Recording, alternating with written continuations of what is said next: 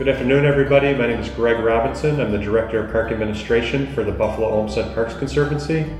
We're here this afternoon to discuss a lighting enhancement project at Martin Luther King Jr. Park, funded by Empire State Development.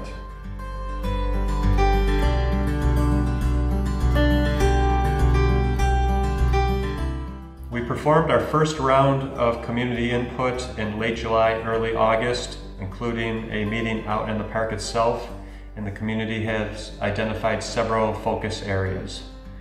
Those include on the west side of Fillmore Avenue, a dark area in the park just south of the Cottage Garden, a lack of lighting levels at the basketball courts, a lack of lighting at the shelter buildings and playground area adjacent to Best Street, an opportunity to improve lighting at the basin itself, and an overall condition of improved lighting throughout the west side of the park.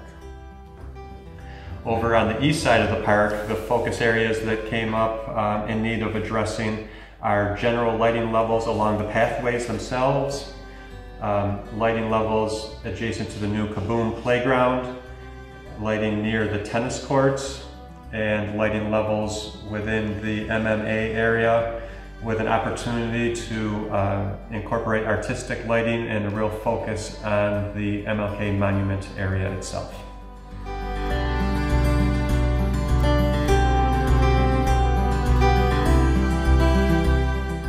Based on the community input received, the consultants have provided a design development level drawing package utilizing the Olmsted standard pedestrian poles and the Olmsted standard overhead poles.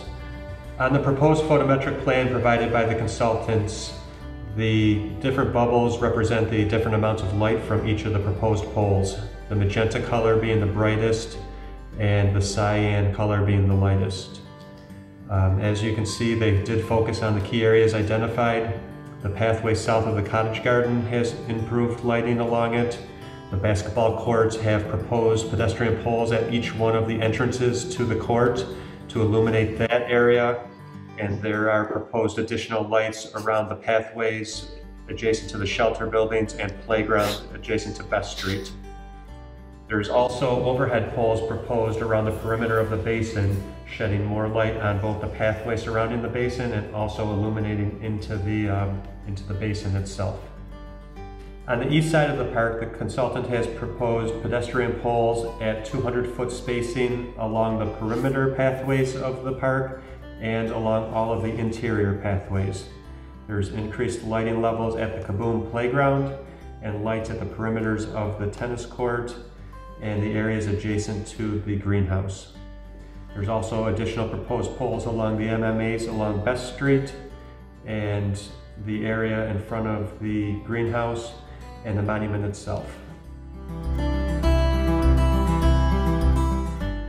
Another area that we would like some feedback is the color of light produced from the high efficiency LED lighting. The LED lights can come in a variety of colors, from cool white, which is almost a bright hospital type light, all the way down to a candle light, which is a more orange brownish light, and anywhere in between.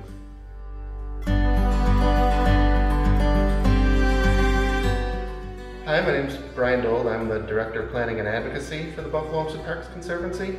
As Greg mentioned, in addition to the interest in park-wide safety measures, there was a specific interest in looking at artistic lighting at the MLK Monument Plaza.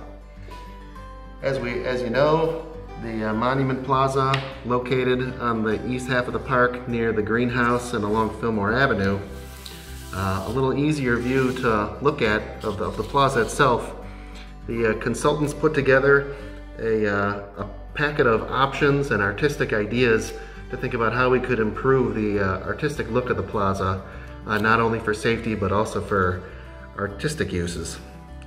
Some of those ideas were the idea of improving the two floodlights out at the perimeter, ideas of using those large poles to shine spotlights onto the bust itself, as well as other areas, floodlight across the whole park, and then as well potentially colored lighting and potentially even stenciled projections of either graphics or short sayings in light onto the plaza at night. In addition to that, there were ideas of doing spotlights shining up onto the surrounding vegetation, as well as along the wall itself, the beautiful stone wall on either side of the bust. And then as well, around the perimeter, ideas about potentially adding in lit bollards that kind of light your way to the plaza from the surrounding pathways. So all these ideas were presented and talked about not only with the community, but with our partners, the Buffalo African American Museum Committee. There's a lot of excitement about not only thinking about the safety, but also how we really highlight this key feature of the park. Some of the concerns and discussions we've had so far have been related to the durability and making sure that anything that's down at ground level is going to be well constructed to handle all the pressures of public park use. That's the end of the presentation part. Thanks for your attention on this video, and at this point we really love your feedback, not only on the artistic ideas around the monument, but again looking at the whole park and safety concerns and our proposed recommendations through this communication process. So you can go to our website and you'll find all this information and an opportunity to fill out a form for us to get some comments in. Thank you for your feedback. Your comments are key.